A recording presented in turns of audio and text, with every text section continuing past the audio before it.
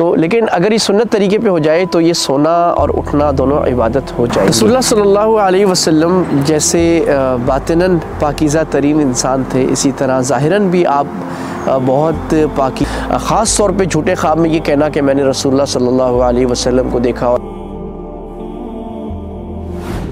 بسم اللہ الرحمن الرحیم. رسول اللہ صلی اللہ علیہ وسلم کی مبارک زندگی لائف سٹائل پر بات کرتے ہوئے ہم نے گھر پر بات کی تھی کہ گھر میں اللہ کے نبی صلی اللہ علیہ وسلم کا کیا طریقہ ہوتا تھا. لیکن گھر میں چونکہ ہمارا بڑا وقت گزرتا ہے، لہٰذا گھر کی سنتیں اور بھی بہت ساری ہیں. ایک بڑی اہم سنت جو ہمارے پیارے نبی صلی اللہ علیہ وسلم نے بتائی وہ تھی، آپ نے فرمایا کہ لا تتخذوا بیوتکم مقابر، اپنے گھروں کو قبرستان نہ بناؤ. قبرستان کیا ہوتا ہے؟ وہ مردے ہوتے ہیں، کوئی ذکر نہیں کرتا. یعنی اس طرح کہ اللہ کی یاد نہ ہو، اللہ کا ذکر نہ ہو. لہٰذا اللہ کا ذکر اپنے گھروں میں کیا کرو، قرآن کی تلاوت کیا کرو. ایک زمانہ تھا جب ہر گھر سے قرآن کی تلاوت کی صبح صبح آواز آیا کرتی تھی. ابھی آنا بند ہو گئی. ہم اٹھتے ساتھ پہلے موبائل نکالتے ہیں، اس پہ واٹس ایپ دیکھتے ہیں، اس پہ فیس بک دیکھتے ہیں، خبریں دیکھتے ہیں اور آ کر دیتے ہیں. تو صبح اٹھتے ہی اپنے گھروں میں ہم ذکر کی عادت ڈالیں، مائیں عادت ڈالیں، باپ عادت ڈالیں. بچے جب اسکول جا رہے ہیں صبح قرآن مجید لگا ہو اور ذکر اور تلاوت کا ماحول گھر کے اندر ہو رہا ہو.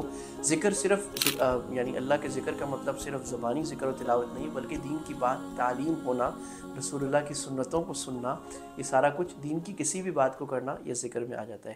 اسی طرح آپ نے فرمایا کہ نفل نماز اپنے گھر میں زیادہ پڑھا کرو.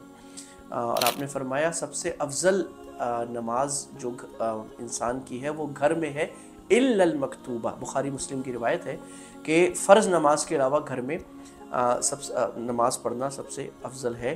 ایک دوسری روایت میں بھی آپ صلی اللہ علیہ وسلم نے فرمایا کہ نفل نمازیں گھر میں پڑھا کرو. اور حدیث میں ہے کہ آپ صلی اللہ علیہ وسلم فرض نماز مسجد میں پڑھ کے اور جمعے کے بعد بھی عام وقت میں بھی گھر جاتے تھے اور گھر جا کر باقی نفل پڑھا کرتے تھے. امام نووی رحمہ اللہ تعالیٰ جو بڑے امام اور مسلم شریف کے سب سے بڑے شارح ہیں، انہوں نے اس کی وجہ لکھی ہے. انہوں نے فرمایا کہ وجہ یہ ہے کہ جب آدمی گھر میں نماز پڑھتا ہے تو ریا سے دور ہوتا ہے، ایک اللہ کے سامنے ہوتا ہے. نفل نماز چونکہ لمبی پڑھنی چاہیے اور فرض نماز چھوٹی پڑھنی چاہیے، تو لمبی نمازیں رقت کے ساتھ، رونے کے ساتھ، خوبصورت آواز میں یہ لوگوں سے دور ہو کر پڑھنی چاہیے. اسی طرح گھر میں ماحول بنانا چاہیے. چنانچہ الحمدللہ میرے گھر میں دیکھتا رہا ہوں کہ ہم گھر میں نماز پڑھتے ہیں تو ہمارے جتنے بچے ہیں وہ اس طرح 6 مہینے کی عمر سے انہوں نے نماز ہماری کاپی کرنا شروع کی. اور وہ نماز کو دیکھ کے جو بیٹیاں ہوتی دوپٹہ لے کے آئی تھی، بیٹے ہوتے ٹوپی لے کے آئے تھے اور اپنی توتلی زبان میں اللہ اکبر الحمدللہ کسی طرح پڑھ رہے ہوتے تھے. تو اس کا خیال ہو کہ ہم نفل نمازیں گھر میں پڑھیں. ہاں البتہ اگر کسی کو یہ خیال ہو مثلاً اس نے عشاء کی نماز پڑھی ہے یا مغرب کی اور وہ سنتیں گھر میں جا کے پڑھتا ہے، تو اس کو یہ خیال ہو کہ گھر میں جا کے سستی ہو جائے گی اور میں نہیں پڑھ سکوں گا، تو علماء فرماتے ہیں اس وقت میں پھر افضل یہ ہے کہ وہ مسجد میں ہی پڑھ لیں اور آہستہ آہستہ گھر میں نفل پڑھنے کی عادت ڈالی جائے.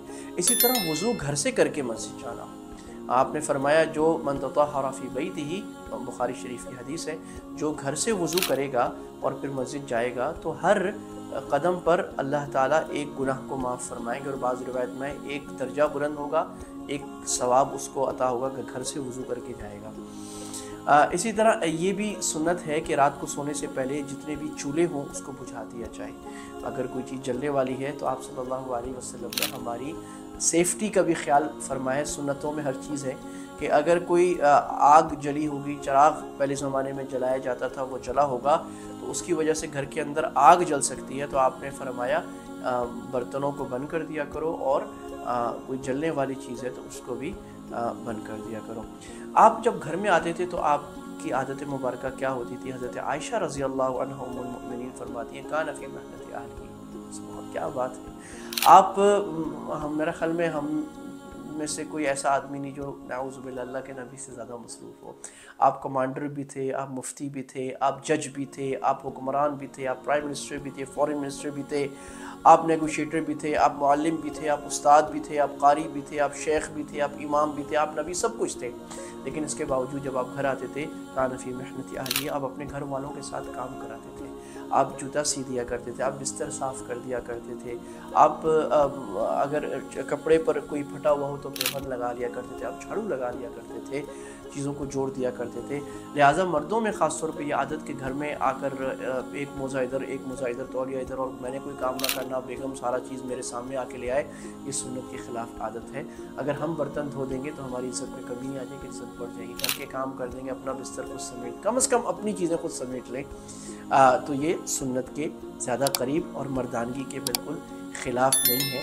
اللہ تعالی ہمیں گھر کے اندر رسول اللہ صلی اللہ علیہ وسلم کی مبارک سنتوں کو پورا کرنے کی توفیق عطا فرمائے، تاکہ ہمارا گھر قرآن کے مطابق سکانہ، سکون کی جگہ، محبت کی جگہ، پیار کی جگہ بن جائے۔